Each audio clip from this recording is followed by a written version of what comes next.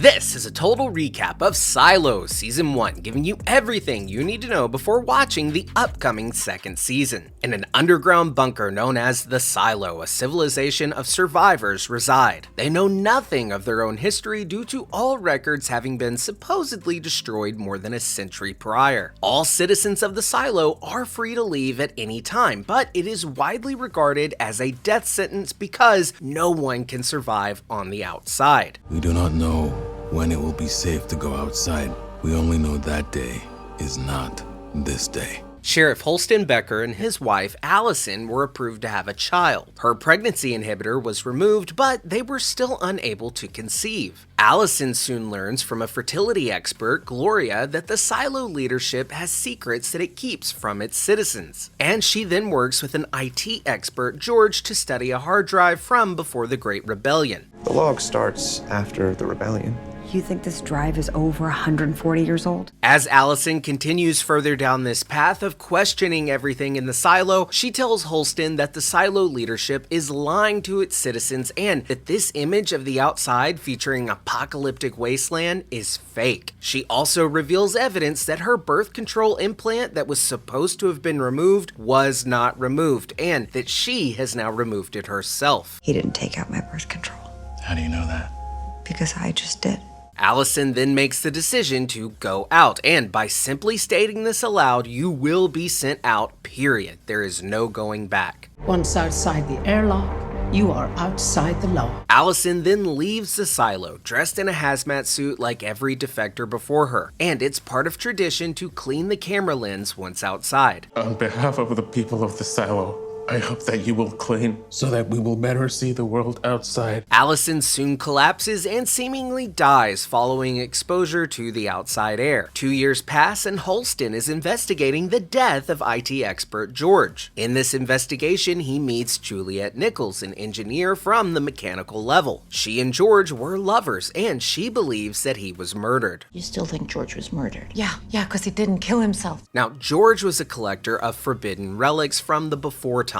A few months have now passed, and Holston decides to leave the Silo like his wife before him. Mayor Johns informs Juliet that Holston left behind a nomination for her to replace him as the sheriff. Holston Becker chose you. Now, despite disapproval of this appointment from Judge Meadows and head of IT Bernard Holland, Johns ultimately decides to give Juliet the position of sheriff. No one wants you for this job, except for one deceased former sheriff and me. Juliet insists on having the main generator of the Silo shut down for essential repairs, something that hasn't been done before and runs a very high risk. When the power is shut down, the Outlook screens glitch and we briefly see a green lush environment as opposed to the usual apocalyptic wasteland.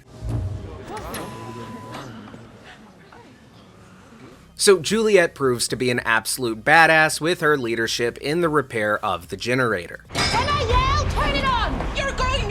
So later, Johns is found dead, and Marnes believes that she was poisoned and that he was the intended target. Bernard then becomes the temporary mayor following Johns' death. Juliet asks Marnes to help her investigate George's death in exchange for her helping him investigate John's death. I want you to help me to find out who killed George. I'll help you figure out what happened to the mayor. Judge Meadow is prepared to remove Juliet from her position as sheriff, but Marnes convinces the judge to let Juliet quit on her own.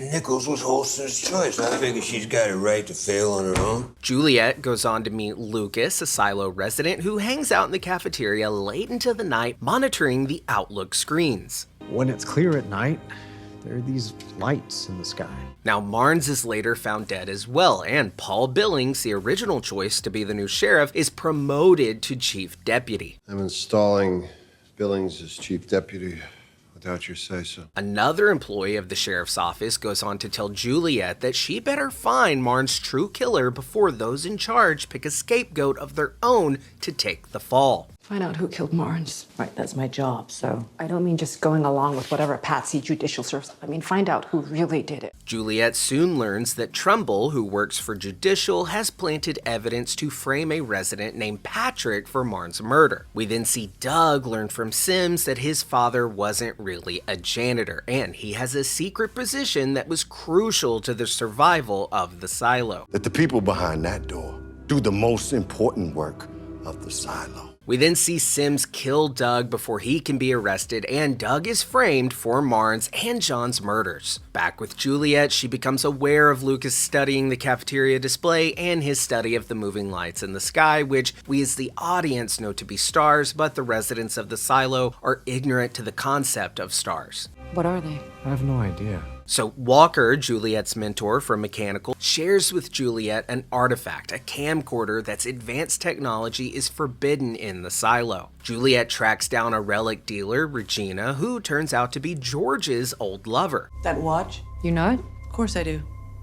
Belongs to my boyfriend. So Regina gives Juliet a relic that she received from George. It's an old travel book dating back to before the silo. Juliet looks through the book in her apartment, and she is being watched by one of the silo's many surveillance cameras. You have to wake him up, but he has to see this.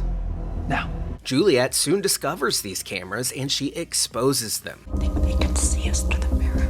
That's why Holston put flowers there. Juliet then later reveals to Billings that she knows he has something called the syndrome, which should prevent him from legally being a deputy. Your hands shake. You have flashes of pain. Sure. Under pressure, you clench your hands so tight, I'm surprised your fingers don't fall off. Now, with help from her father, Juliet questions Gloria and learns that she is part of a group called the Flame Keepers. Have you heard of the Flame Keepers? No, that's because they erased us. The Flame Keepers are a secret group that dedicate their time and effort to maintaining the memories of the past before the silo. The people who fought back, who kept things like this book to keep their memories alive. Juliet is now in possession of Holston's hard drive, but she is unable to access its contents. Bernard finally catches up to Juliet and reveals that he is in charge of the silo and its secrets, and that he was behind the deaths of Johns and Marnes. You're the one. Meadows isn't afraid of him. She's afraid of you. Juliet is then arrested, and they falsely claim that she has requested to go outside. I never said that I wanted to go out. No. Now, Juliet, being the badass she is, then escapes by jumping off the silo stairs with the hard drive. She is then finally able to access its contents, and she finds a video message from George. Juliet learns from the video that she needs to find the door that is under the silo. I found the door I've been looking for. It's huge. Maybe 15 feet high, metal. I can't get through it. Maybe you can. Juliet also finds footage of the outside of the silo being that same lush green area, and this recording is then broadcasted for all of the silo to see. Everyone has to see this. However, the broadcast is quickly shut down by Bernard, and Bernard offers Juliet a deal. If she agrees to go out, he'll share with her what really happened to George. He then shows Juliet footage of George jumping off the stairs, similar to how she did to avoid being arrested and avoiding interrogation. Now, when Juliet is sent outside, she sees through her hazmat suit that same lush green valley, not the apocalyptic wasteland shown on the Outlook screens. But she soon realizes that that apocalyptic visual wasn't the illusion. The illusion is the green valley that is being projected through her helmet. Now, because Walker made sure that the seal on Juliet's suit was actually protective, Juliet doesn't die from the outside exposure, and she is able to climb the hill surrounding the silo, and she makes it further than any who had left before. She then comes to realize that the silo is within a crater, and surrounding the silo is many, many, many other silos as far as the eye can see, and on the horizon, a city awaits. And that was a total recap of Silo, giving you everything you need to know before watching the upcoming second season. I've been your host, Colton Ogburn, and I'll see you on the next Total Recap. What about the guy you lobotomized? Did he get a refund? I have to hand it to you. It's the best mindfuck yet.